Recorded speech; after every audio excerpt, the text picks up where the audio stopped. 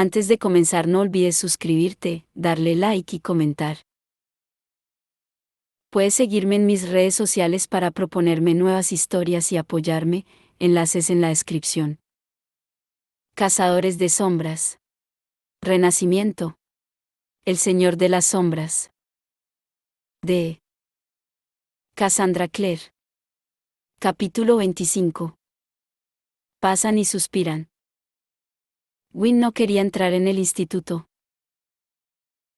Kit no sabía si era por principio, y a pesar de que le sangraba el brazo, empapando el costado de su armadura gris, el líder de la cacería salvaje negó con la cabeza cuando Alec lo invitó cordialmente a entrar. Soy el director del Instituto de Londres, aunque de forma temporal, explicó Alec. Tengo poder para invitar a entrar a quien quiera. No puedo entretenerme, objetó Wynne. Queda mucho por hacer. Había comenzado a llover. Alec estaba en el tejado con Mark, que había recibido a Libby y a Tai con una mezcla de terror y alivio. No había nadie para recibir a Kit de esa manera. Se quedó un poco apartado, observando. El viaje a caballo desde el río, Wynne parecía capaz de sacar caballos del aire, como un mago conjurando monedas, había sido confuso. Tai y Libby habían montado con Diana y Kit acabó detrás de Wynne, agarrado desesperadamente a su cinturón y tratando de no caer del caballo al Támesis. No puedo permanecer entre todo ese hierro, explicó Wynne, y la verdad era que tenía bastante mal aspecto, en opinión de Kit. Y vosotros, Blackthorn, deberíais entrar en el instituto. Entre estas paredes estáis a salvo. ¿Qué hay de Emma y Jules? Preguntó Libby. Podrían estar en cualquier parte, a saber dónde, los jinetes deben de estar rastreándolos. Magnus ha ido a buscarlos, la tranquilizó Alec. Se asegurará de que estén bien. Libby asintió con seriedad, pero siguió pareciendo preocupada. Quizá necesitemos algo de ayuda, Diana, dijo Alec. Vamos a enviar a los niños a Alacante en cuanto Magnus regrese. ¿Qué niños? Preguntó Diana. Tenía una voz suave y grave, que en ese momento sonaba áspera por el cansancio. Solo los tuyos o... Taubi y Drusilla también, contestó Alec. Miró a Libby y a Tai. Kit supuso que, si pudiera, Alec enviaría también a los mellizos, pero estos nunca lo consentirían. Ah, repuso Diana. ¿Puedo sugerir que en vez de instalaros con el Inquisidor en Alacante os quedéis conmigo en Flintlock Street? Sería mejor que la corte no supiera que estáis allí. Justo lo que pensaba, asintió Alec. Mejor estar fuera del radar de los Dearborn y los de su clase, sobre todo antes de la reunión del consejo. Frunció el ceño. Y con suerte, podremos deshacer el hechizo de unión de Mark y Christine antes de que tengamos que marcharnos. De otro modo, tal vez no sean capaces de... Uno de los jinetes ha muerto, dijo Kit. Todos lo miraron. No estaba seguro de por qué había hablado. El mundo parecía estar dando vueltas a su alrededor y las cosas extrañas eran importantes. Recordad lo que han dicho, continuó. Por eso, al final, se han marchado. Uno de ellos había muerto y los otros podían sentirlo. Quizá Julian y Emma lucharan contra ellos y ganaran. Nadie puede matar a un jinete de Mannan, aseguró Wynne. Emma podría, replicó Libby. Si Cortana. A Kit le fallaron las piernas. Fue muy repentino y no se lo había esperado en absoluto. Estaba de pie y al instante siguiente cayó arrodillado sobre un frío charco, preguntándose por qué no podía levantarse. Kit, exclamó Diana. Alec se ha golpeado en la cabeza durante la lucha. Ha dicho que no le dolía, pero... Alec ya avanzaba a grandes pasos hacia Kit. Era más fuerte de lo que parecía. Rodeó con los brazos al chico y lo levantó. Un ardiente dardo de dolor le atravesó la cabeza cuando se movió, y una piadosa oscuridad se cerró sobre él. Se quedaron tumbados en la cama en la oscuridad del atardecer, Emma con la cabeza sobre el pecho de Julian. Oía latirle el corazón a través de la suave tela de la camiseta. Se habían secado el pelo con la toalla, se pusieron ropa seca y se acurrucaron juntos bajo una capa de mantas. Julian le pasaba una lenta y cuidadosa mano por el cabello suelto. Oye, comenzó él, antes has dicho que hay algo que debo saber. Y yo no te he dejado continuar. Hizo una pausa. Dímelo ahora. Emma dobló los brazos sobre el pecho de él y apoyó la barbilla encima. La actitud de Julian parecía mostrar relajación. Pero su expresión era más que de curiosidad. Emma le veía la intensidad en el fondo de los ojos, su necesidad de saber. De dar un sentido a todas las piezas que aún no lo tenían. Nunca he salido con Mark, confesó ella. Era una mentira. Le pedí que fingiera que estaba saliendo conmigo, y él me contestó que me debía la vida, así que accedió. Nunca fue real. Los dedos de Julian se detuvieron en el pelo de Emma. Esta tragó saliva. Tenía que contárselo todo sin pensar en si Julian la odiaría al final. De otro modo, nunca sería capaz de acabar. ¿Y por qué lo hiciste? Preguntó Julian con cautela. ¿Por qué Mark aceptó herirme? Él no sabía que te estaba hiriendo, contestó Emma. No supo lo que había entre nosotros hasta que fuimos a Feira. Allí lo descubrió, y me dijo que teníamos que dejar de fingir. Por eso simulé cortar con él en Londres. A Mark no le importó. No sentíamos nada de eso el uno por el otro. Así que Mark no lo sabía, repuso Julian. Entonces, ¿por qué lo hiciste tú? Alzó una mano. Déjalo. Ya sé la respuesta, para hacer que dejara de amarte. Para romper lo nuestro. Incluso sé por qué elegiste a Mark. Desearía que hubiera sido cualquier otro. Nadie más iba a hacer que te odiara, señaló él sin expresión. Nadie más me hubiera hecho renunciar a ti. Se apoyó en el codo, mirándola. Explícamelo, le pidió. Tú me amas y yo te amo, pero tú querías acabar con todo eso. Estabas tan decidida que hasta metiste a Mark en medio, lo que sé que nunca habrías hecho si no hubieras estado desesperada. Entonces, ¿qué es lo que te hace estar así, Emma? Ya sé que enamorarte de tu parabatalla está prohibido, pero es una ley estúpida. No es una ley estúpida, dijo ella. Él la miró sorprendido. El pelo ya se le había secado. Sepas lo que sepas, Emma, insistió él con voz grave, es hora de contármelo. Y ella lo hizo. No se dejó nada.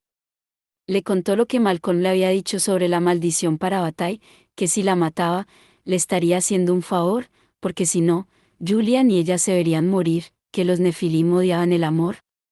Y luego lo que Jem le confirmó, el terrible destino de los Parabatai que se enamoraban, la muerte y la destrucción que portarían a su alrededor.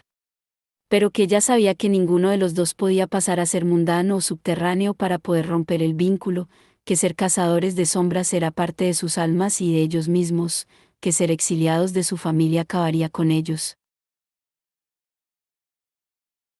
La luz de la chimenea lanzaba un resplandor dorado oscuro sobre el rostro de Julian, sobre su pelo, pero incluso así, Emma pudo ver lo pálido que estaba y la severidad que se apoderó de su expresión mientras ella hablaba, como si las sombras se fueran haciendo más marcadas.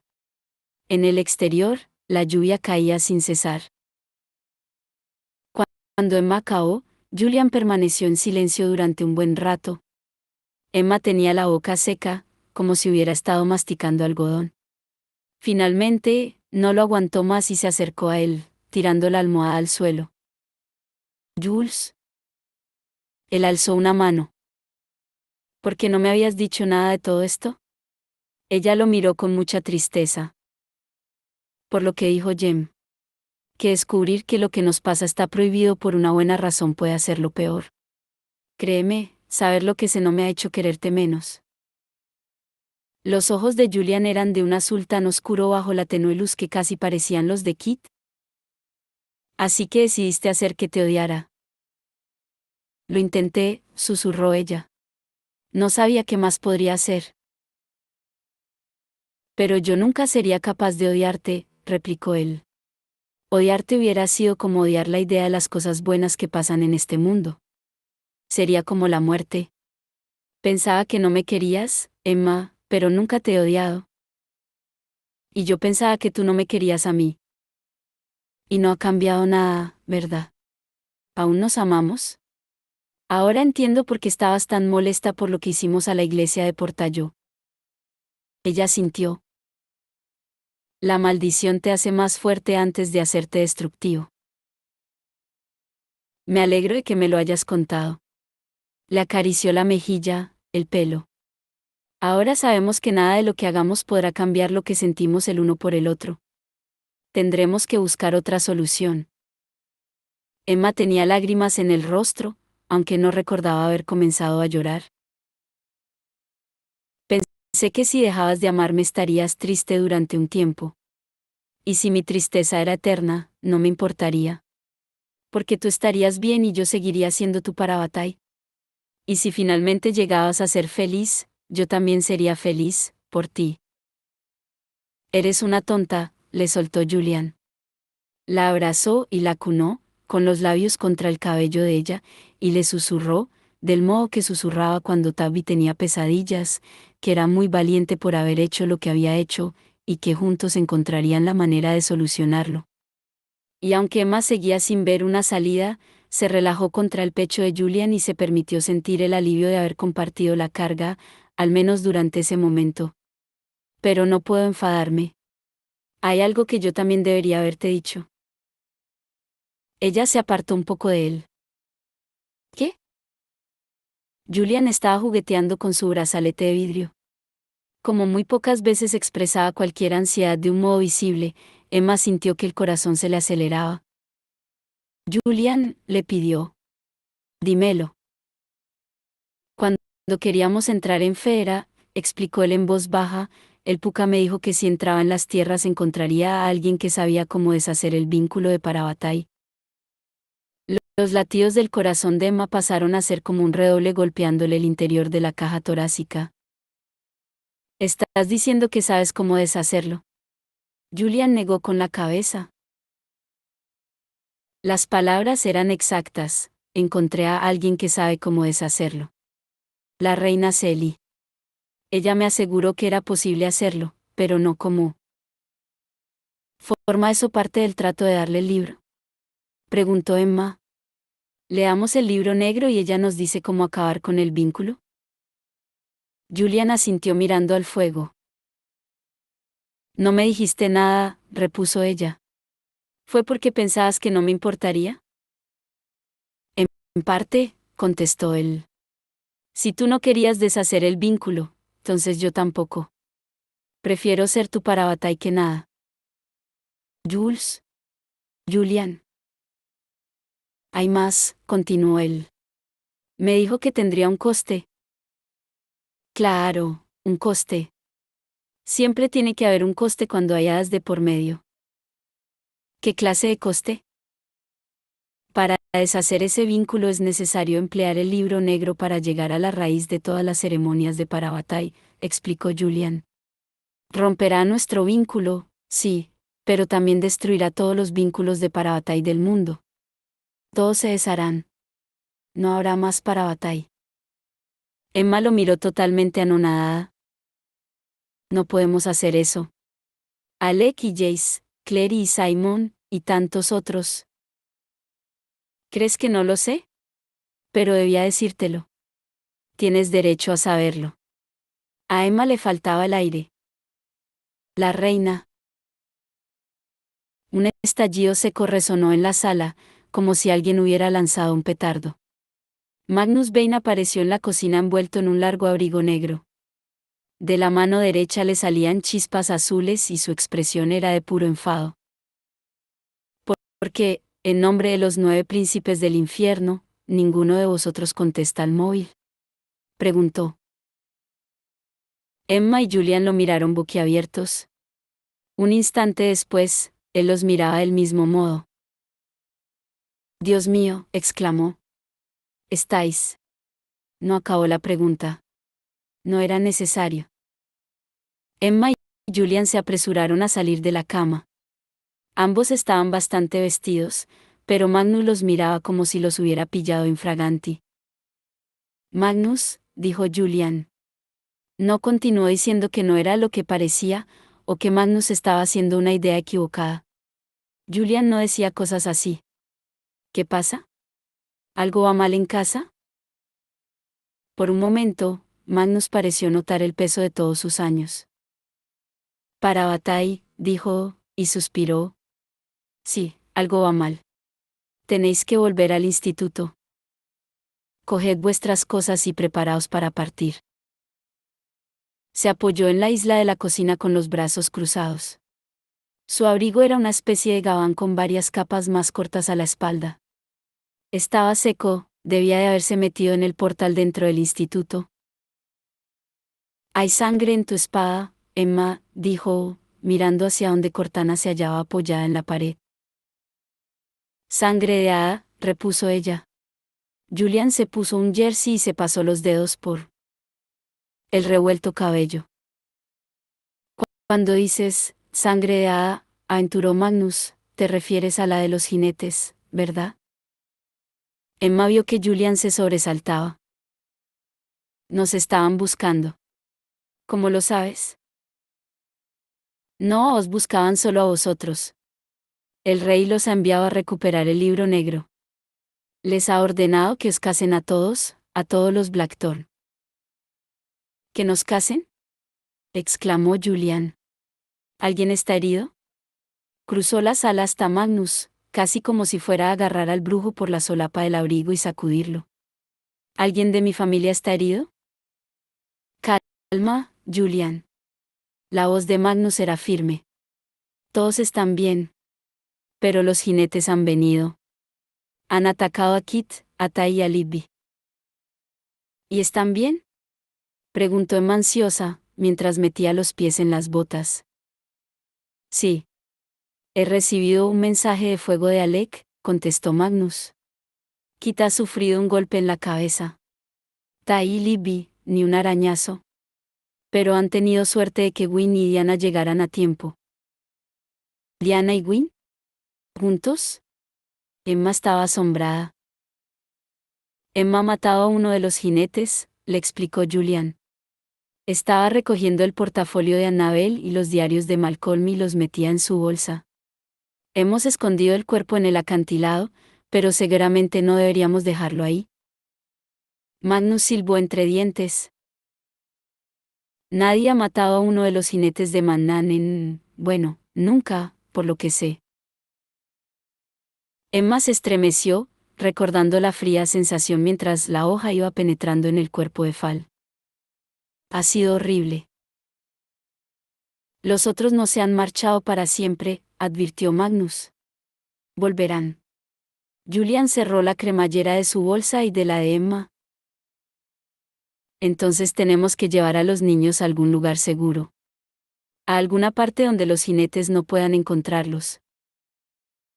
En este momento, el instituto es el lugar más seguro fuera de Idris, dijo Magnus. Esta casa también es segura, afirmó Emma mientras se colgaba la bolsa al hombro. Era el doble de pesada que antes, con todo el añadido de los libros de Malcolm. Los jinetes no pueden acercarse a ella. Por lo menos eso han dicho. Muy previsor por parte de Malcolm, repuso Magnus. Pero estaríais atrapados en la casa, y no creo que queráis quedaros encerrados entre estas cuatro paredes. No, contestó Julian, pero lo dijo en voz baja. Emma vio que Magnus recorría con la mirada el interior de la casa, las tazas que no habían lavado, las señales de haber cocinado, el desorden de la ropa de la cama, los restos del fuego en la chimenea. Un lugar creado por dos personas que se amaban sin poder hacerlo, y que había resguardado a otras dos personas en la misma situación 200 años después. Supongo que no. ¿Había compasión en los ojos de Magnus cuando los miró? Todos los sueños acaban al despertar, dijo. Y ahora vámonos. Os llevaré a casa por el portal. Drew observaba la lluvia golpear las ventanas de su dormitorio. En el exterior, Londres era una mancha incierta, el resplandor de las farolas se ampliaba en la lluvia para convertirse en dientes de león amarillos, relojes de luz colgados sobre alargados postes de metal. Había estado en la biblioteca el tiempo suficiente para decirle a Mark que estaba bien, antes de que éste se preocupara por Cristina y fuera a buscarla. Cuando ambos regresaron, a Drew se le hizo un nudo en el estómago de temor. Estaba segura de que Cristina lo contaría, de que les hablaría a todos de Jaime, de que revelaría su secreto, el secreto que le había confiado. La expresión en el rostro de Cristina tampoco era reconfortante. ¿Puedo hablar contigo en el pasillo, Drew?, le preguntó. Drew asintió y dejó el libro que tenía en las manos. De todas formas, tampoco estaba leyendo. Mark se había ido con Kieran y los niños y Drew siguió a Cristina al pasillo. Gracias, dijo esta en cuanto cerraron la puerta. Por ayudar a Jaime. Drew carraspeó. Que le diera las gracias era una buena señal. Al menos era una señal de que Cristina no estaba furiosa. Quizá. Le sonrió. Tenía hoyuelos en las mejillas. Inmediatamente, Drew deseó tenerlos también. ¿Los tenía? Debería mirarlo, aunque sonreírse a sí misma en el espejo le parecía estrambótico. No te preocupes, no le diré a nadie que ha estado aquí, o que tú lo has ayudado. No debe haber sido fácil aguantarlo como lo has hecho. No me importaba, contestó Drew. Me escuchaba. Los oscuros ojos de Cristina se entristecieron. Solía escucharme a mí también, hace tiempo. ¿No le va a pasar nada?, preguntó Drew. Eso creo, respondió Cristina. Siempre ha sido muy listo y cuidadoso. Le acarició la mejilla a Drew. Si me dice algo, te lo haré saber. Y eso fue todo. Drew regresó a su dormitorio sintiéndose vacía. Sabía que debería quedarse en la biblioteca, pero necesitaba estar donde pudiera pensar. Se sentó en el borde de la cama, balanceando las piernas sin fuerza. Quería que Jaime estuviera allí para tener alguien con quien hablar. Quería hablar sobre que Magnus parecía cansado, que Mark estaba estresado, que ella estaba preocupada por Emma y Jules. Quería hablar de lo mucho que echaba de menos su casa, el olor del océano y del desierto. Movió las piernas con más fuerza y su talón chocó con algo. Se agachó y vio, sorprendida, que la bolsa de viaje de Jaime seguía metida debajo de la cama. La sacó, tratando de no volcar el contenido. Ya estaba abierta. Debía de haberla metido allí a toda prisa cuando Cristina entró en la habitación, pero ¿por qué se la habría dejado? ¿Significaba eso que pensaba volver? ¿O solo había dejado allí cosas que ya no necesitaba? No era su intención mirar dentro, o al menos eso fue lo que se dijo más tarde. No era que necesitara saber si él iba a volver. Había sido un simple accidente. El contenido era un revuelto de ropas de chico, un puñado de vaqueros y camisetas y unos cuantos libros, estelas de recambio, cuchillos serafines nunca activados, una navaja mariposa parecida a la de Cristina y algunas fotos. Y algo más, algo que brillaba con tanta intensidad que, por un momento, pensó que era una luz mágica. Pero la luz era menos blanca, relucía con un color dorado, tenue y oscuro, como la superficie del océano. Antes de darse cuenta, tenía la mano encima. Notó que se alzaba del suelo, como si estuviera siendo tragada por un portal. Apartó la mano, pero ya no tocaba nada, ya no estaba en su dormitorio. Se hallaba bajo tierra, en un largo pasillo excavado bajo el suelo. Había raíces de árboles creciendo desde lo alto, como cintas enrolladas de regalos con un caro envoltorio. El pasillo se extendía en ambas direcciones hasta perderse entre las sombras, que se oscurecían como ninguna sombra lo hacía en la superficie. El corazón le golpeaba dentro del pecho. Una terrible sensación de irrealidad la agobiaba. Era como si hubiera viajado a través de un portal pero sin tener ni idea de a dónde había ido a parar, sin ninguna sensación de familiaridad. Incluso el aire de ese lugar olía a algo extraño y oscuro, algún tipo de aroma que nunca había olido. Automáticamente, Drew buscó con la mano las armas de su cinturón, pero no las encontró. Había llegado allí de forma inopinada y sin ninguna preparación, solo con unos vaqueros y una camiseta de gatitos. Se tragó una risa histérica y se arrimó todo lo que pudo a la pared del pasillo subterráneo, ocultándose entre las sombras. Le pareció ver unas luces al fondo, y oyó voces, agudas y dulces, en la distancia. El sonido era como el parloteo de los pájaros. Fue a ciegas en la otra dirección y casi se cayó cuando la pared se dio a su espalda, convertida en una cortina de tela. Pasó al otro lado, tambaleante, y se encontró en una amplia sala de piedra. Las paredes eran cuadrados de mármol verde con venas gruesas y negras. Algunos de los cuadrados tenían dibujos dorados incrustados, un halcón, un trono, una corona partida por la mitad. Había armas en la sala, ordenadas sobre la superficie de varias mesas, espadas y dagas de cobre y de bronce, ganchos, picas y mazas de todo tipo de metal excepto el hierro. Y también había un chico de su edad, de unos 13 años. Se había vuelto al entrar ella, y en ese momento la miraba atónito. ¿Cómo osas entrar en esta estancia? Su voz era dura e imperiosa. Vestía con telas de calidad, seda y terciopelo, y unas pesadas botas de cuero. Tenía el cabello rubio platino, del color de la luz mágica. Y lo llevaba corto, con una clara cinta de metal rodeándole la frente. No era mi intención. Drew tragó saliva. Solo quiero salir de aquí, explicó. Es lo único que quiero. Los ojos verdes del chico ardían. ¿Quién eres? Dio un paso adelante y cogió una daga de una mesa que había a su lado. ¿Eres una cazadora de sombras? Drew alzó la barbilla y lo miró directamente. ¿Quién eres tú? Preguntó. ¿Y por qué eres tan grosero? Para su sorpresa, el chico sonrió, y algo de él le resultó familiar. Me llamas, contestó él. ¿Te ha enviado mi madre? Parecía esperanzado. ¿Está preocupada por mí? Drusila. La llamó una voz. Drew. Drew. Miró a su alrededor, confusa. ¿De dónde provenía esa voz?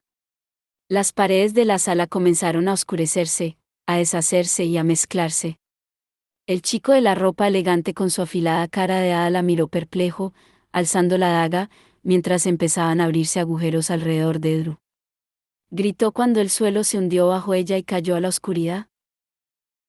El torbellino de aire la atrapó de nuevo, el frío remolino de lo que casi era un portal, y luego regresó de golpe a la realidad sobre el suelo de su dormitorio. Estaba sola. Inspiró con fuerza y tosió mientras trataba de ponerse de rodillas. El corazón parecía que iba a saltarle del pecho.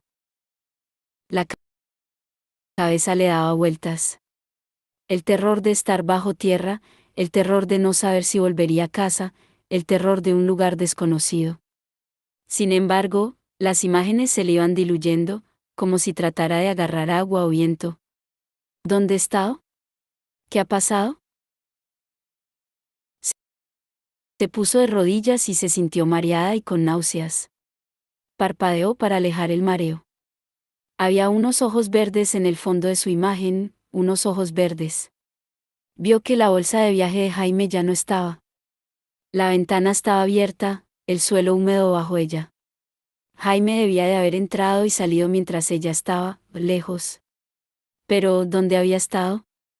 No lo recordaba. Drew. Oyó la voz de nuevo. La voz de Mark. Y otro impaciente golpe llamando a la puerta. Drew, ¿no me has oído? Julian y Emma han vuelto. Ya está, dijo Diana, echando una última mirada al vendaje en el brazo de Gwyn. Ojalá pudiera ponerte un iratse, pero... Dejó que su voz se apagara, sintiéndose como una tonta. Fue ella la que insistió en que fueran a sus habitaciones en Alacante para vendarle la herida, y Gwyn había permanecido en silencio desde entonces. Le dio una palmada al caballo en el flanco después de entrar por la ventana y lo envió volando al cielo. Mientras él miraba por la habitación con sus ojos de dos colores, observando todos los rastros visibles de su vida, las tazas sucias de café, el pijama en un rincón, el escritorio manchado de tinta, Diana se preguntó si habría tomado la decisión correcta al permitirle entrar allí. En muchos años había dejado a muy poca gente entrar en su espacio personal, mostrando solo lo que quería mostrar, controlando con mucho cuidado el acceso a su yo interior. Nunca pensó que el primer hombre al que permitiría la entrada en su habitación de Idris iba a ser un extraño y hermoso pero supo, cuando él hizo una violenta mueca al sentarse en su cama, que no se había equivocado. Apretó los dientes con un dolor empático cuando empezó a sacarle la armadura de corteza. Su padre siempre tenía vendas de más en el cuarto de baño. Cuando regresó a la habitación, venda en mano, encontró a Gwyn, sin camisa y malhumorado, sobre la arrugada manta. Su cabello castaño era casi del mismo color que las paredes de madera. La piel era varios tonos más pálida, suave y tensa sobre unos huesos que eran un poco extraños. No necesito tus cuidados, dijo él. Siempre me he vendado mis propias heridas. Diana no contestó, solo comenzó a preparar un apósito. Sentada a su lado mientras trabajaba, se dio cuenta de que eso era lo más cerca que había estado de él. Recordó haber pensado que su piel también sería como la corteza de un árbol, igual que su armadura, pero no era así, era más como cuero, de la clase más suave que se empleaba para hacer vainas para armas elegantes. Todos tenemos heridas que, a veces, es mejor que atienda a otro, respondió ella, dejando la caja de vendas a un lado. ¿Y qué hay de tus heridas?, preguntó él. No me han herido. Se puso en pie, para demostrarle claramente que estaba bien, que andaba y respiraba. En parte también fue para poner cierta distancia entre ellos. El corazón le estaba haciendo el tonto de un modo que la hacía no confiar en él. ¿Sabes que no me refería a eso?, repuso Gwyn. He visto cómo cuidas de esos niños. ¿Por qué no te ofreces para dirigir el Instituto de Los Ángeles? Serías una directora mucho mejor de lo que nunca lo fue Arthur Blackton. Diana tragó saliva, aunque tenía la boca seca. ¿Acaso importa? Importa porque deseo conocerte, contestó él. Te besaría, pero te alejas de mí, querría conocer tu corazón, pero tú lo ocultas entre sombras. ¿Es que no te gusto o no me deseas? Porque, en ese caso, no te molestaré más. En su tono no había ninguna intención de hacerla sentirse culpable, solo era la aseveración de un hecho. Si le hubiera hecho una súplica emocional, quizá ella no habría respondido. Pero en este caso, se encontró cruzando la habitación y cogiendo un libro de un estante junto a la cama. Si crees que hay algo que oculto, supongo que tienes razón. Alzó la barbilla, pensando en su tocaya, diosa y guerrera, que no tenía que disculparse por nada. No es que yo haya hecho nada malo. No estoy avergonzada, no tengo ninguna razón para estarlo, pero la clave, suspiró. Toma. Coge esto. Gwyn asió el libro que le entregaba con rostro solemne. Es un libro de ley, dijo él. Ella asintió. Las leyes de investidura. Detalla las ceremonias por las cuales los cazadores de sombras acceden a nuevos puestos, como jura el cónsul, o el inquisidor, o el director de un instituto. Se inclinó sobre él y abrió el libro en una página muchas veces consultada. Aquí. Cuando haces el juramento como director de un instituto, debes sujetar la espada mortal y responder a las preguntas del inquisidor. Las preguntas son por ley. Nunca cambian. Gwyn asintió a su vez. ¿Y qué pregunta es la que no deseas contestar? Imagínate que eres el inquisidor, dijo Diana, como si él no hubiera dicho nada. Haz las preguntas y yo las responderé como si estuviera sujetando la espada, con absoluta sinceridad. Win asintió. Los ojos se le oscurecieron de curiosidad, y de algo más, mientras comenzaba a leer en voz alta. ¿Eres una cazadora de sombras? Sí, respondió Diana. ¿Naciste siendo cazadora de sombras, o ascendiste? Nací siendo cazadora de sombras. ¿Cuál es el nombre de tu familia? Brayburn. ¿Qué nombre recibiste al nacer? Preguntó Win. David, contestó Diana. David Laurence Brayburn. Win la miró perplejo. No lo entiendo. Soy una mujer, replicó Diana.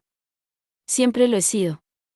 Siempre supe que era una mujer, dijeran lo que les dijesen los hermanos silenciosos a mis padres, fuera cual fuese la contradicción de mi cuerpo. Mi hermana, Aria, lo sabía también. Me dijo que lo supo desde el momento en que fui capaz de hablar. Pero mis padres, permaneció en silencio un breve instante, un momento. No se lo tomaron mal, pero no conocían las opciones. Me dijeron que podía vivir como yo misma en casa, pero que en público debía ser David, ser el chico que yo sabía que no era.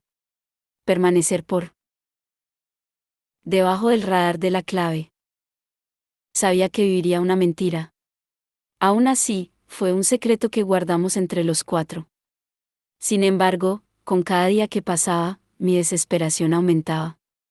Me alejé de los otros cazadores de sombras de mi edad. En todo momento, despierta o dormida, me sentía ansiosa e incómoda. Y temía que nunca podría ser feliz. Luego cumplí los 18 años. Mi hermana tenía 19. Fuimos juntas a Tailandia para estudiar en el Instituto de Bangkok. Allí conocí a Katarina Los. Katarina Los, repitió Win. Ella sabe que eras, frunció el ceño. ¿Perdona? No sé cómo decirlo. Que tus padres te habían llamado David. Lo sabe, confirmó Diana. Pero entonces no lo sabía. En Tailandia viví como la mujer que soy. Me vestía como tal. Aria me presentaba como su hermana. Y yo era feliz. Por primera vez en mi vida me sentí libre, y elegí un nombre que representaba esa libertad. La tienda de armas de mi padre siempre se había llamado la Flecha de Diana, por la diosa de la casa, que era orgullosa y libre. Me hice llamar Diana. Inspiró con fuerza, tensa. Y luego mi hermana y yo fuimos a explorar una isla en la que se rumoreaba que había demonios Totsakan. Resultó que no eran demonios, sino aparecidos, fantasmas hambrientos. Luchamos contra ellos, pero ambas resultamos heridas. Katarina nos rescató. ¿Me rescató a mí? Cuando me desperté en una casita, no muy lejos, Katarina nos estaba cuidando. Supe que había visto mis heridas, que me había visto el cuerpo. Supe que ella lo sabía. Diana, la interrumpió Win con su voz profunda, y le tendió la mano. Pero ella negó con la cabeza. No, repuso. O no seré capaz de acabar de hablar. Los ojos le ardían de lágrimas contenidas. Me cubrí con los harapos que quedaban de mi ropa. Grité llamando a mi hermana. Pero estaba muerta. Murió mientras Caterina la atendía. Entonces me hundí completamente. Lo había perdido todo. Mi vida estaba destrozada. Eso fue lo que pensé. Una lágrima le resbaló por la mejilla. Catarina me cuidó y me hizo recuperar la salud y la cordura. Estuve en aquella cabaña con ella varias semanas. Y me habló. Me dio palabras, que yo nunca había tenido, como regalo. Fue la primera vez que oí la palabra, transgénero. Me puse a llorar. Nunca antes me había dado cuenta de lo mucho que puedes quitarle a alguien al no permitirle conocer las palabras que necesita para describirse. ¿Cómo puedes saber que hay otra gente como tú si nunca has tenido un nombre con el que denominarte? Sé que debe de haber habido otros cazadores de sombras. Transgénero, que deben de haber existido en el pasado y que existen ahora. Pero no tenía forma. buscarlo si hubiera sido peligroso preguntar. Un rastro de ira ante la ancestral injusticia le afiló la voz. Entonces Catarina me habló de la transición. De que podía vivir como yo misma, del modo que necesitaba, y ser reconocida como quien soy. Supe que era eso lo que quería. Fui con Catarina a Bangkok. Pero no como David. Fui como Diana. Y no fui como cazadora de sombras. Viví con Catarina en un pequeño apartamento. Les comuniqué a mis padres la muerte de Aria y que yo ahora era Diana. Me contestaron que le habían dicho al consejo que era David el que había muerto, que me querían y lo entendían, pero que debía vivir con los mundanos, porque estaba consultando a médicos mundanos y eso iba contra la ley. Ya era demasiado tarde para dar marcha atrás. Se le dijo a la clave que David había muerto en la isla, luchando contra aparecidos. Le dieron a David la muerte de mi hermana, una muerte con honor. Deseé que no hubieran mentido, pero si querían vestir de blanco por el muchacho muerto, aunque este nunca existió realmente, no podía negarles eso. Catarina había trabajado de enfermera muchos años. Conocía la medicina mundana. Me llevó a una clínica de Bangkok y allí encontré a otras personas como yo. Ya no estaba sola. Estuve allí durante 3 años. Nunca planeé volver a ser una cazadora de sombras. Lo que estaba ganando era demasiado valioso. No podía arriesgarme a que me descubrieran, a que mis secretos salieran a la luz, a ser llamada por un nombre de hombre, a que negaran lo que soy. Durante años, Catarina me guió por el procedimiento de medicina mundana que me dio el cuerpo con el que me siento cómoda. Ocultó todos los resultados de pruebas que no fueran normales para que los doctores nunca se encontraran con mi sangre de cazadora de sombras. La medicina mundana, repitió Wynne. ¿Es cierto que los cazadores de sombras tienen prohibido buscar tratamiento médico mundano? ¿Por qué Catarina no se limitó a usar la magia para ayudarte? Diana negó con la cabeza. Yo no quería que lo hiciera, contestó. Un hechizo mágico siempre se puede deshacer con otro hechizo. No voy a permitir que mi secreto sea algo que puede ser descubierto por un hechizo perdido o al pasar por la puerta mágica equivocada. Mi cuerpo es mi cuerpo, el cuerpo en el que he crecido como mujer, como todas las mujeres hacen. Wynne asintió, aunque Diana no podía decir si lo entendía. ¿Y eso es lo que temes?, fue todo lo que dijo. No tengo miedo por mí, repuso Diana. Tengo miedo por los niños. Mientras sea su instructora siento que, de algún modo, puedo protegerlos. Si la clave supiera lo que he hecho, que busque ayuda de médicos mundanos, acabaría en prisión bajo la ciudad silenciosa, o en el Basilia, si fueran clementes. ¿Y tus padres? El rostro de Wynne era inescrutable. Diana deseó que mostrara algún tipo de reacción. ¿Estaba enfadado? ¿Se iba a burlar de ella? La tranquilidad de Wynne estaba haciendo que se le acelerara el pulso. ¿Fueron a visitarte? Debes de haberlos echado de menos. Temía exponerlos ante la clave. A Diana le vaciló la voz. Siempre que hablaban de hacer un viaje clandestino a Bangkok, yo les daba largas.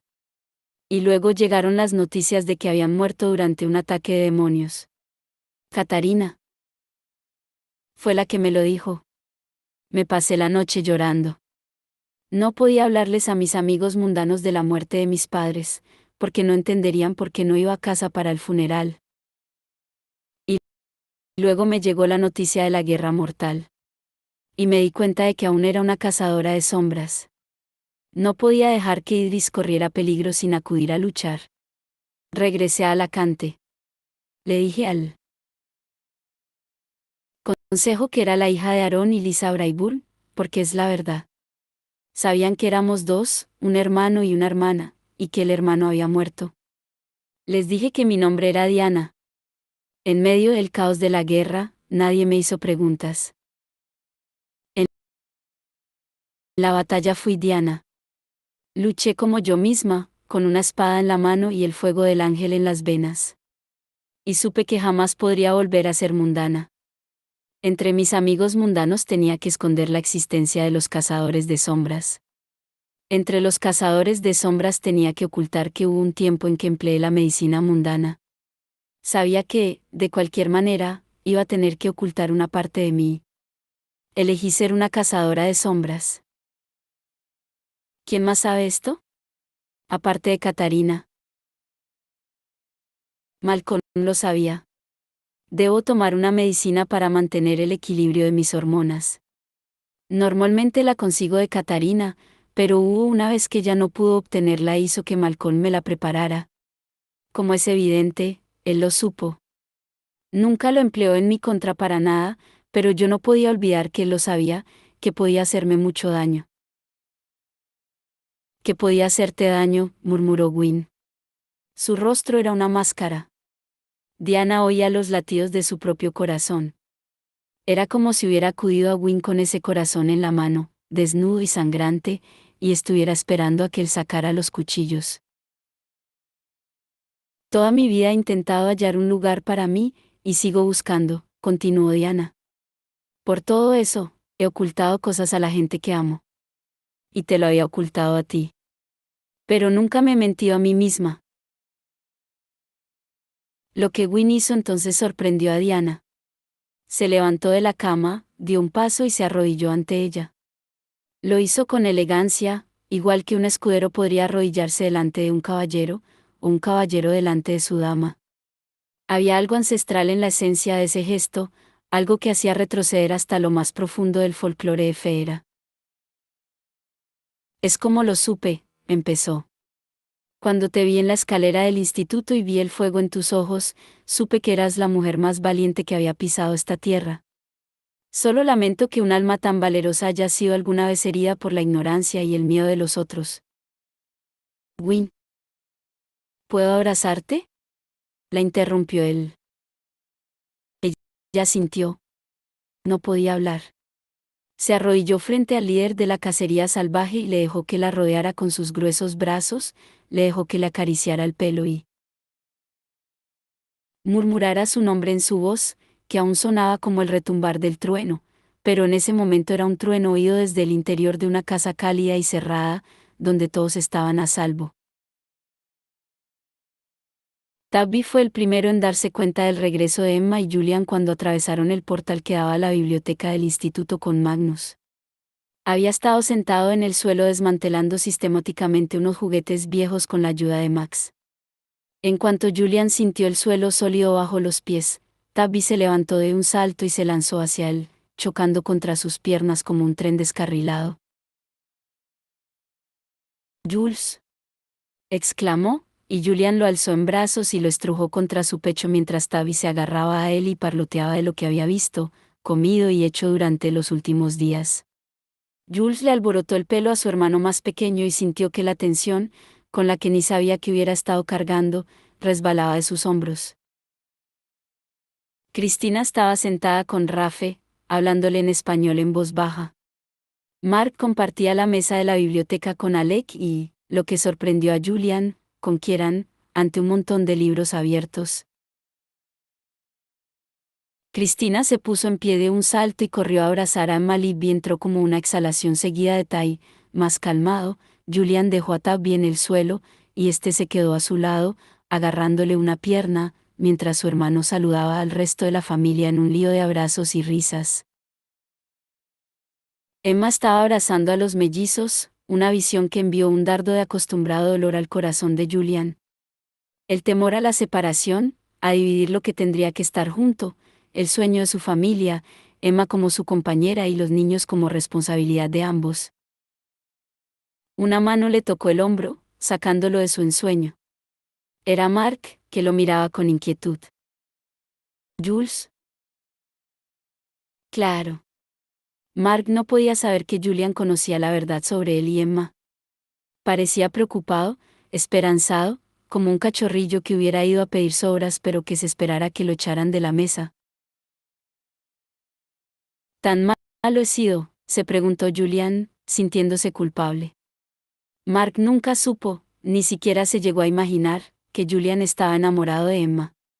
Se había quedado horrorizado al enterarse. Mark y Emma se querían, pero no de un modo romántico, que era lo que Julian hubiera deseado. El corazón se le ensanchó de ternura hacia ambos por todo lo que habían sacrificado para protegerlo, por estar dispuestos a dejar que los odiara si era eso lo necesario. Llevó a Mark a un rincón de la biblioteca. El alboroto de la bienvenida aún los rodeaba cuando Julian bajó la voz. Sé lo que hiciste, le dijo. Sé que nunca has salido con Emma de verdad. Te lo agradezco. Sé que lo hiciste por mí. Mark parecía sorprendido. La idea fue de Emma, repuso. Oh, créeme, ya lo sé.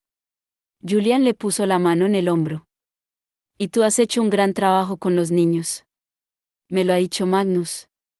Muchas gracias.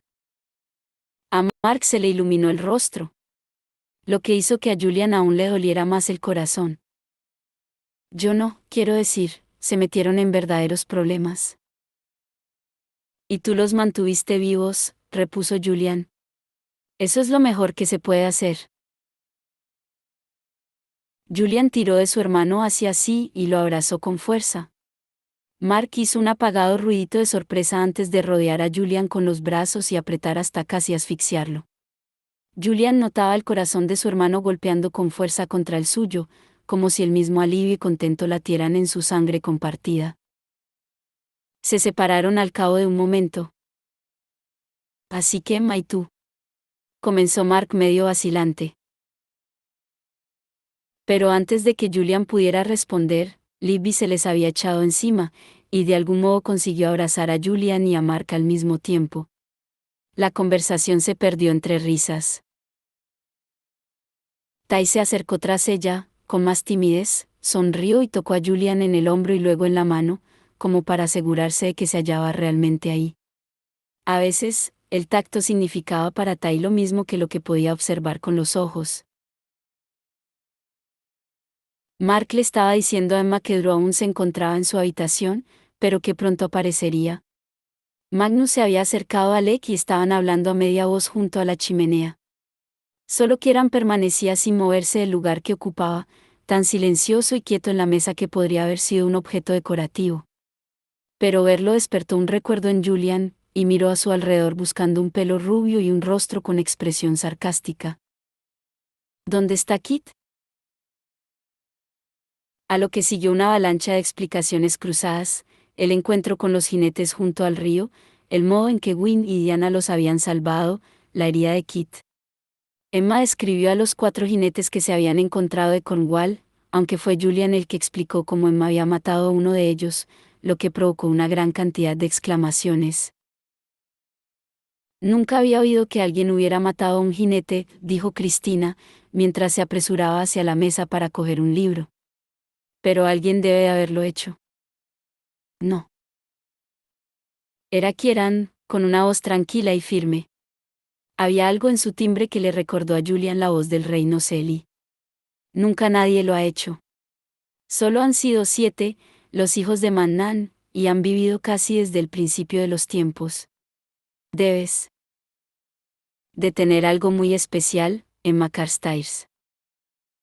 No, no lo tengo. Emma se sonrojó. Kieran seguía mirándola con curiosidad. Iba vestido con vaqueros y un jersey de color crema. Parecía alarmantemente humano, hasta que se le miraba bien el rostro y las rarezas de su estructura ósea. ¿Cómo es matar a alguien tan viejo? Le preguntó. Emma vaciló. Fue como, ¿alguna vez has tenido en la mano un trozo de hielo tanto rato que el frío te quema la piel? Al cabo de un instante, Kieran asintió. Es un dolor terrible. Pues lo mismo. Así que aquí estamos seguros, le dijo Julian a Magnus, en parte para evitar más preguntas sobre el jinete muerto. En el instituto. Los jinetes no pueden alcanzarnos aquí. Hay salvaguardas que se lo impiden. Respondió él. Pero Gwyn pudo aterrizar en el tejado, repuso Emma. Así que los seres mágicos no están totalmente. Gwyn es de la cacería salvaje. Son diferentes. Magnus se agachó para coger en brazos a Max, que rió suavemente y le tiró del fular. También he doblado las salvaguardas alrededor del instituto desde esta tarde. ¿Dónde está Diana?, preguntó Julian. Ha vuelto a Idris.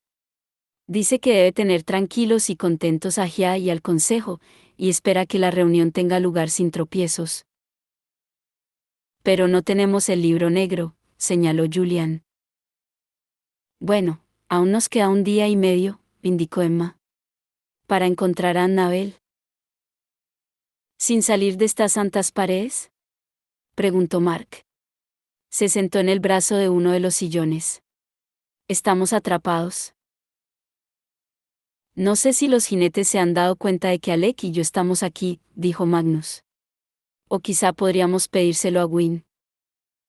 El peligro parece bastante serio, afirmó Emma. No nos sentiríamos bien pidiendo ese tipo de ayuda. Bueno, yo vuelvo a Idris con los niños. Veré qué puedo hacer desde allí. Alex se sentó en una silla junto a Rafe y le alborotó el pelo. Quizá Alec pudiera entrar en Blackthorn Manor, pensó Julian. Estaba exhausto, con los nervios a flor de piel después de lo que había sido el mejor y el peor día de su vida.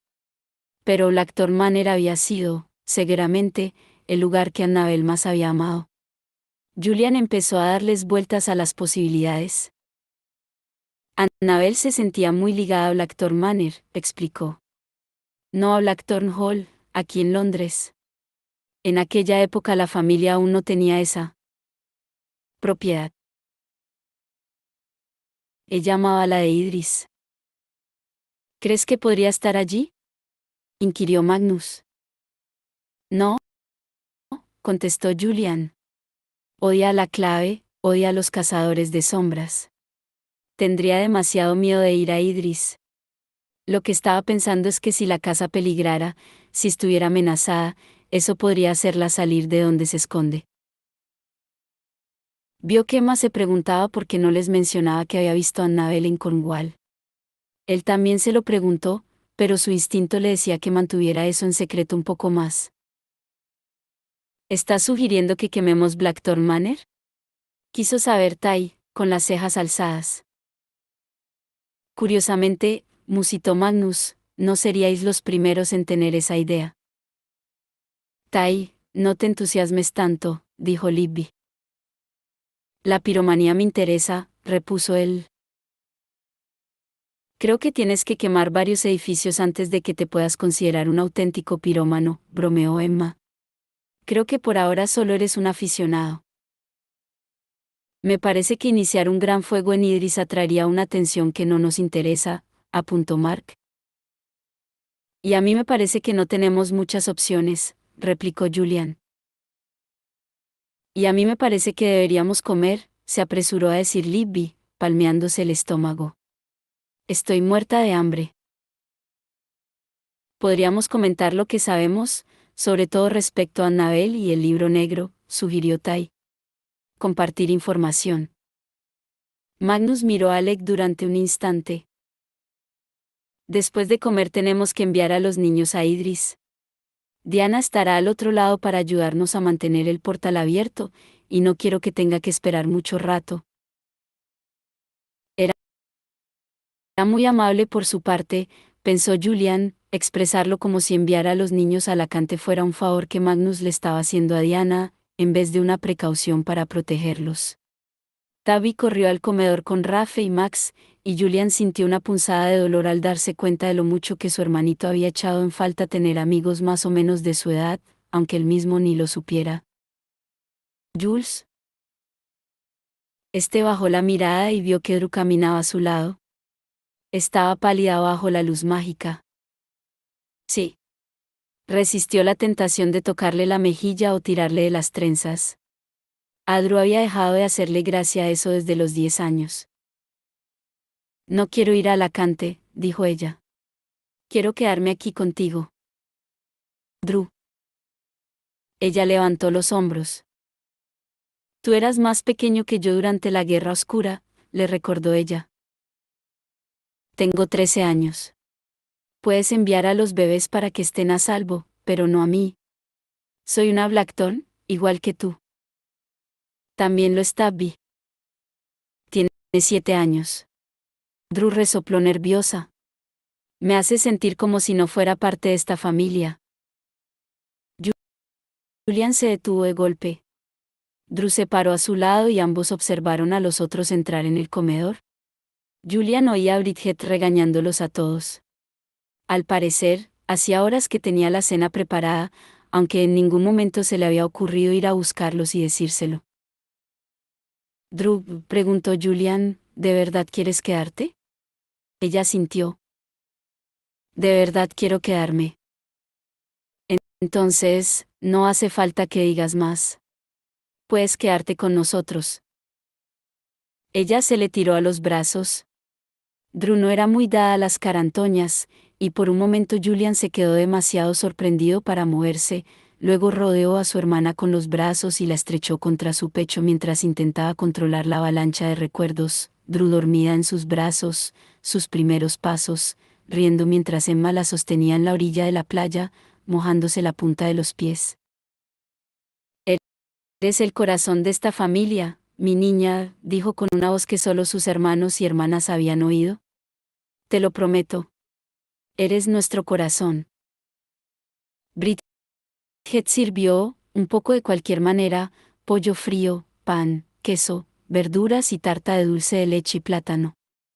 Kieran picoteó las verduras mientras el resto hablaba, interrumpiéndose los unos a los otros para exponer lo que sabían. Emma se hallaba sentada al lado de Julian.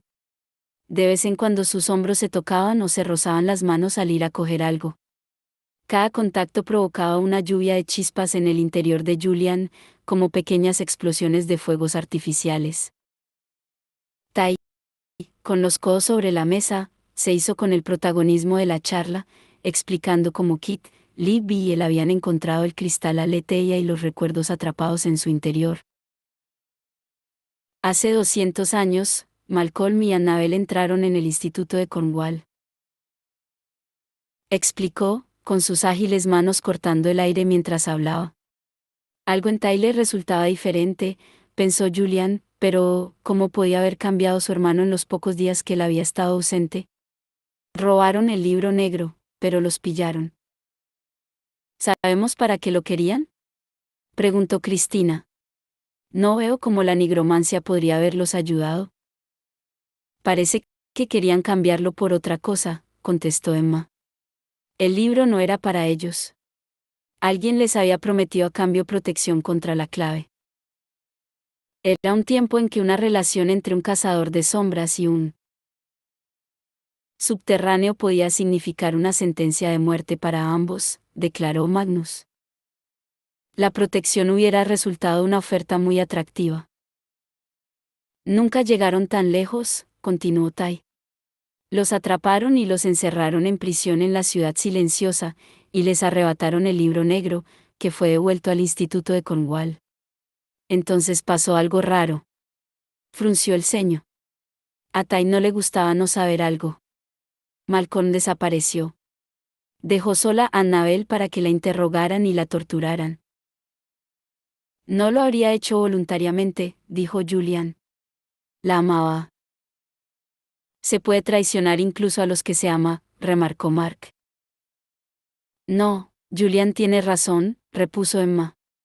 Odio a Malcolm más que nadie, pero sé que nunca habría dejado a Annabel.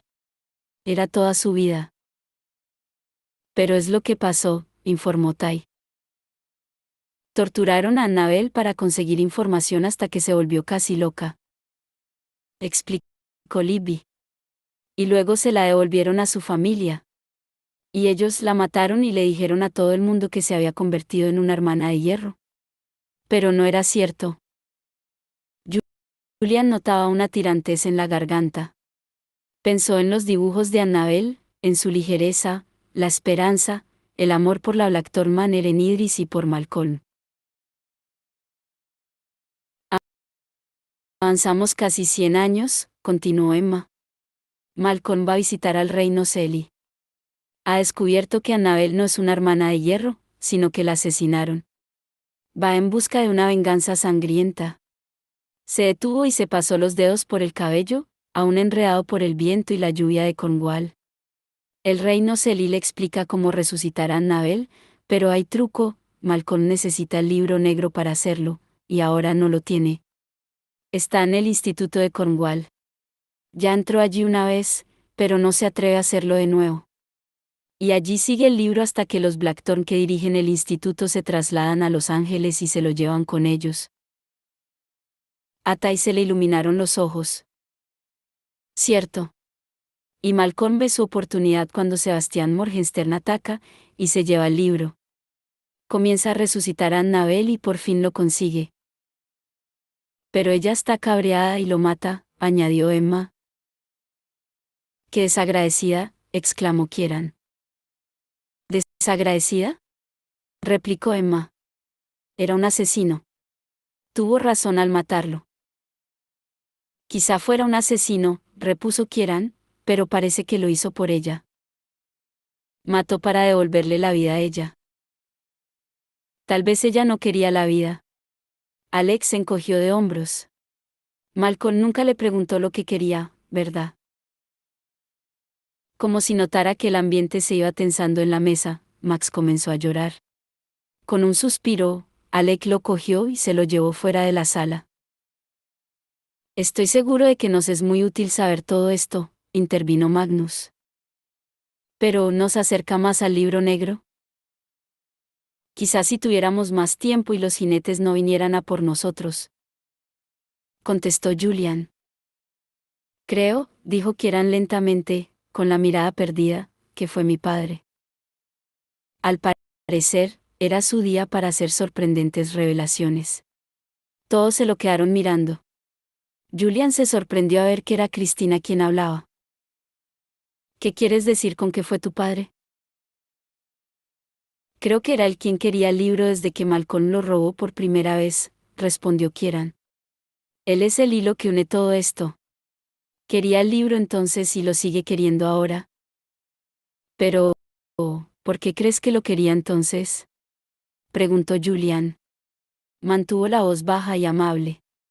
Lo que Emma calificaba como su voz de hacer hablar al testigo. Por algo que dijo Adán.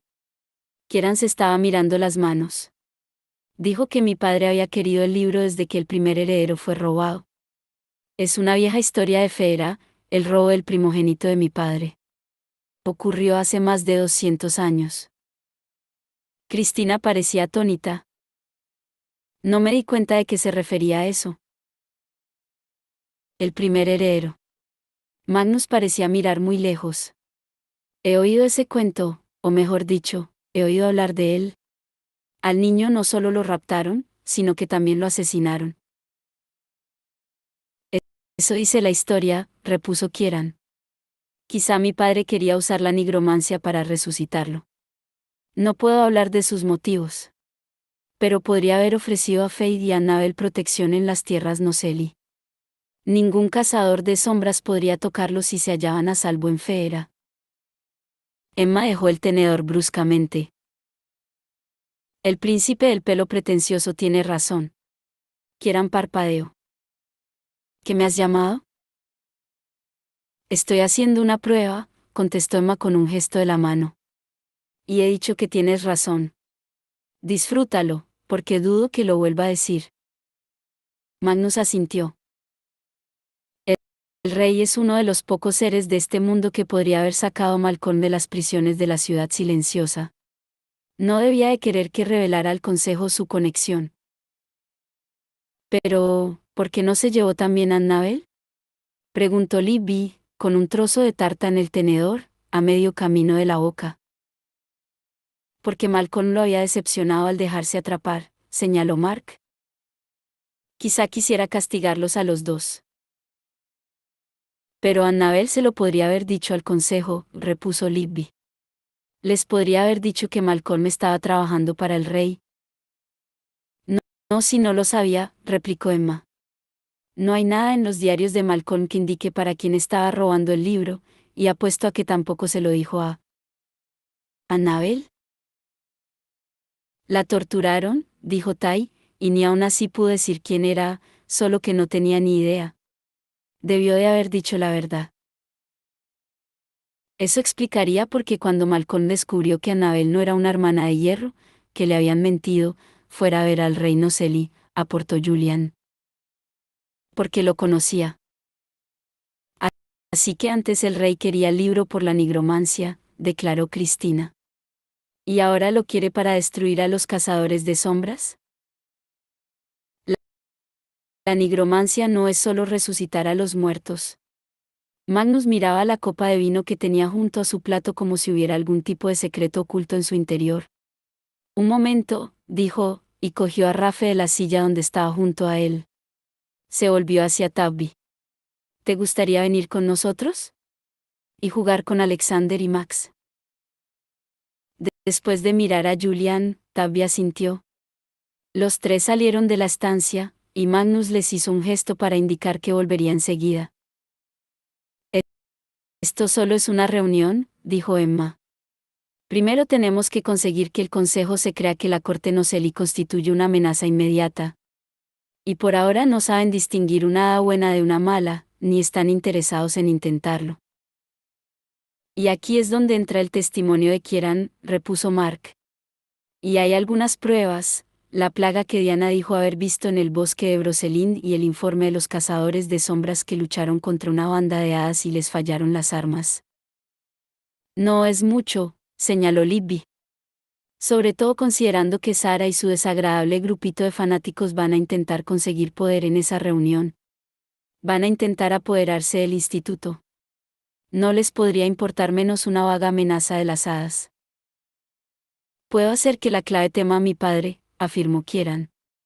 Pero puede que seamos necesarios todos para hacerles entender que si no desean una nueva era de oscuridad, deben abandonar sus sueños de ampliar la paz fría. Nada de tener fichados a los brujos, propuso Tai. Nada de meter a los licántropos en campos de concentración. Los subterráneos que tienen asiento en el Consejo saben de la existencia de la cohorte, dijo Magnus, que había regresado sin los niños. Si hay que votar quién dirigirá el Instituto de Los Ángeles, tendrán que convocar a Maya y a Lily, y también a mí. Tenemos derecho a voto. Se dejó caer sobre la silla la cabeza de la mesa. Esos son solo 3 votos, aunque votéis contra la cohorte, indicó Julian. Es un asunto peliagudo, admitió Magnus. Según Diana, ya tampoco quiere que Sara dirija el Instituto de Los Ángeles. Pero en este momento será difícil desacreditarla, con su mentira sobre haber matado a Malcolm se ha vuelto muy popular. Emma gruñó por lo bajo. Cristina le dio unas palmaditas en la mano. Mientras tanto, todo lo que tenemos es la promesa de la reina de que luchará a nuestro lado contra una amenaza en la que es difícil que crea el Consejo, y que, además, solo lo hará si consigue un libro que no tenemos y que no nos permitirían dárselo si lo tuviéramos, resumió Magnus. Nuestro acuerdo con la reina Celie es asunto nuestro, opinó Julian. Por ahora, decimos que se ha mostrado dispuesta a cooperar bajo las circunstancias adecuadas. Kieran tiene el poder de prometer que ella nos ayudará. No hace falta que entre en detalles. Hermano, piensas como un hada, le dijo Mark, en un tono que hizo pensar a Julian si eso era bueno o malo. Quizá el rey quiera alzar un ejército de muertos, indicó Drew esperanzada. Quiero decir, es un libro de nigromancia, ¿no? Magnus suspiró mientras repicaba con la uña contra el cristal de su copa, pensativo. La nigromancia hace magia empleando la energía de la muerte. Toda magia necesita combustible. La energía de la muerte es un combustible increíblemente potente. También es increíblemente destructivo. La destrucción de la tierra que visteis en Feera, la plaga en Brocelind, son las cicatrices dejadas por alguna magia terrible. La pregunta sigue siendo, ¿cuál es el objetivo final? ¿Quieres decir que necesita más energía para poder seguir extendiendo esos hechizos?, explicó Julian. Los que Malcolm le ayudó a hacer, los que anulan la magia de los cazadores de sombras. Quiero decir que vuestra magia es angélica por naturaleza, repuso Magnus. Proviene de la luz, ¿De la energía de la vida? Lo opuesto a eso es Seol, infierno, o como lo queráis llamar. La ausencia de luz y de vida. De cualquier tipo de esperanza. Tosió. Cuando el Consejo votó a favor de la paz fría, estaban votando a favor de un tiempo que nunca existió. Igual que la corte desea que todo vuelva a ser como en una perdida edad de oro, cuando los cazadores de sombras caminaban por el mundo como dioses y los subterráneos y los mundanos se inclinaban ante ellos. Todo el mundo se lo quedó mirando. Ese era el Magnus Bane que pocas veces se veía, pensó Julian. Un Magnus que dejaba de lado el buen humor y el optimismo. Un Magnus que estaba recordando la oscuridad de todo lo que había visto durante siglos, la muerte y la pérdida. El mismo Magnus que Julian vio en la sala de los acuerdos cuando tenía 12 años, rogando en vano al consejo que no aprobaran la paz fría, sabiendo que lo iban a hacer. El rey quiere lo mismo. Unir los dos reinos que siempre han estado separados pero que en su mente fueron una única tierra en un tiempo pasado. Debemos detener al rey, pero en cierto modo solo está haciendo lo que la corte haría. Lo que debemos confiar en que la clave no haga. ¿Quieres decir, preguntó Julian, que esto es una venganza? Magnus se encogió de hombros. Es un torbellino, contestó. Esperemos ser capaces de detenerlo.